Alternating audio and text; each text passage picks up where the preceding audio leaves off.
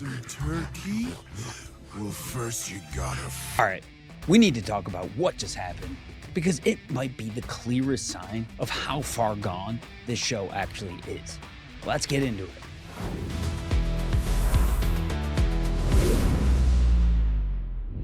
I'm Brandon, and welcome back to Screen Wars. I think the premise of this episode is already a red flag. The episode splits between Firecracker, Black Noir, Terrier the dog, Sister Sage, and Soldier Boy. Yes, Butcher's dog gets its own chapter. We are 3 episodes away from the ending of the biggest show on television, and a portion of the runtime is dedicated to Butcher's dog having dreams about humping Homelander multiple times. Think about all of the stuff they're trying to put into this season, and then they're wasting screen time on this stuff. The V1 hasn't been recovered. The Democratic Church of America just got introduced. This show is juggling 5 or 6 different storylines. And the writer's room said, you know what the audience needs right now? 5 whole minutes of Black Noir doing improv. What are we doing here? The Firecracker arc is the only thing in this episode that even pretends to matter. And even that was, What do you think, Larry? What do you mean,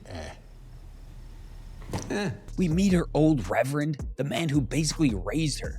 And suddenly the show wants us to feel something for the character that they've literally spent a whole season writing as a one-note grifter. The diner scene works in isolation, the acting was good, but the foundation isn't there. Nobody cares about this character. You can't try to make the audience care about a character with 3 episodes remaining in a show. She betrays the Reverend on live TV. She throws away her childhood Jesus figure. She goes all in on Homelander being the new god, then immediately gets disregarded again. I need you to collect your things and leave. The death itself, well, I did see it coming, was pretty fitting. But here's the issue. When she pleads for her life, she crumbles. She basically begs for Homelander to forgive her. She gives him this whole storyline of how she's always loved him. No defiance, no final moment of clarity.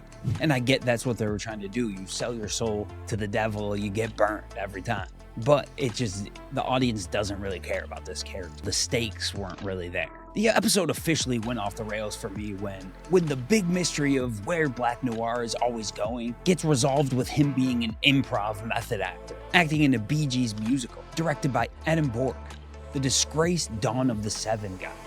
The Deep sabotages the show by sending an eel through the toilet to kill Adam Burke. Probably one of the most gruesome ways to die of all time. Black Noir confronts the Deep and literally does absolutely nothing. Backs off and walks away. That's the whole arc of this episode for Black Noir.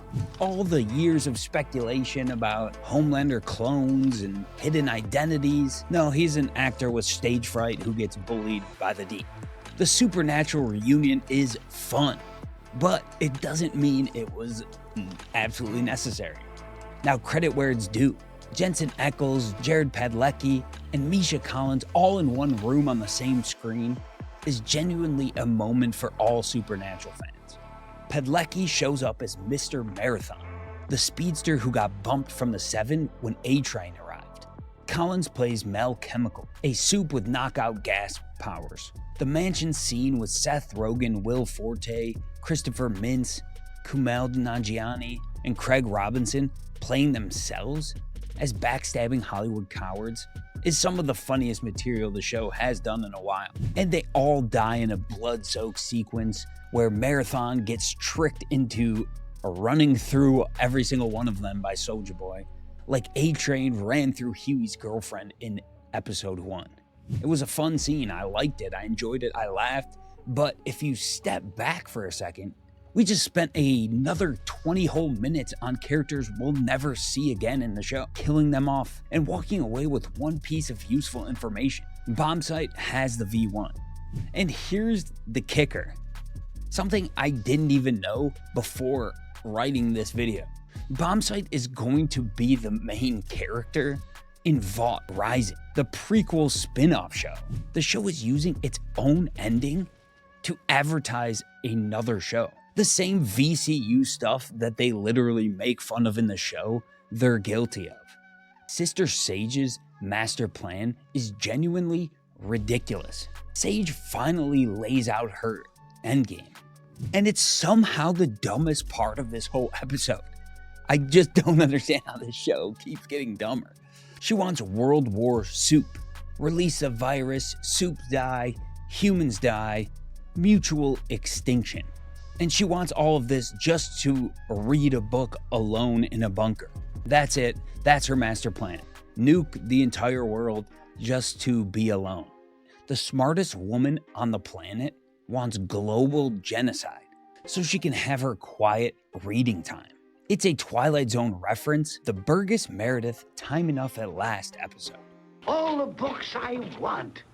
All the books. But as an actual motivation for a final season antagonist arc, it's thinner than thin. She's been built up over the last 2 seasons as this genius, strategic mastermind. And her end goal is people are annoying and I want them gone. Okay, the boys themselves did almost nothing. This is the part that should worry everybody. In this episode of The Boys did actually nothing. Had maybe 6 minutes of screen time the whole episode, filtered through Butcher's dog's perspective. Frenchie and Kimiko hint at drifting apart. Another part of the show that just has me so upset. They spent fucking 3 or 4 seasons getting together just to break up. Like, it's so dumb. Kimiko wants to settle down and be happy, and they're writing Frenchie to be like, no. Like, he wouldn't want to do that after all of this shit. The character doesn't even make sense. It feels like they're all regressing back to their season 1 characters. MM admits he's emotionally checked out and he's accepted that he's going to die. Butcher and Huey argue over the virus. Terrier almost dies from eating chocolate souffle. Then, after Terrier almost dies, Butcher agrees to spare some V1. The softening of Butcher should be a giant emotional beat in this show. Instead, it doesn't really land at all. Becca's death, his entire arc, his refusal to let go for 5 seasons. And the thing that finally cracks him is his dog eating some chocolate. I mean, it just really tells you everything you need to know about who is writing this show. Now, here's the bigger problem. The virus arc is borrowed from another spin-off show, Gen V. The main character was supposed to be central to defeating Homelander. Gen V just got canceled. That big crossover that was supposed to matter no longer matters at all, if it ever did. So we're watching a final season that was clearly designed to land across multiple shows, now being wrapped up alone. And the writers spend 90% of the episode on stuff that does not matter to the plot whatsoever. The pieces just aren't moving. Bombsight is still out there. The V1 is still missing. Homelander is still searching. We are exactly where we were at the end of episode 4. The only thing that changed is Firecracker is dead, and a new character, Mr. Marathon, is also dead. My honest take is the POV episode would have been a great episode, and I did enjoy some of the aspects of it. But it would have been a great episode if this wasn't the final season, with 3 episodes remaining. The Boys built itself on subverting the bloated superhero formula, now suffering the same fate. Prequel setup, anthology shows, and supporting characters getting more screen time than the leads. 3 episodes left, and my patience for this show is wearing thin. But what do you guys think? Am I being too harsh on the show? Or did you guys walk away feeling like nothing happened in this episode? You were just like, what the f was that? Drop it in the comments down below. I want to hear what you guys think.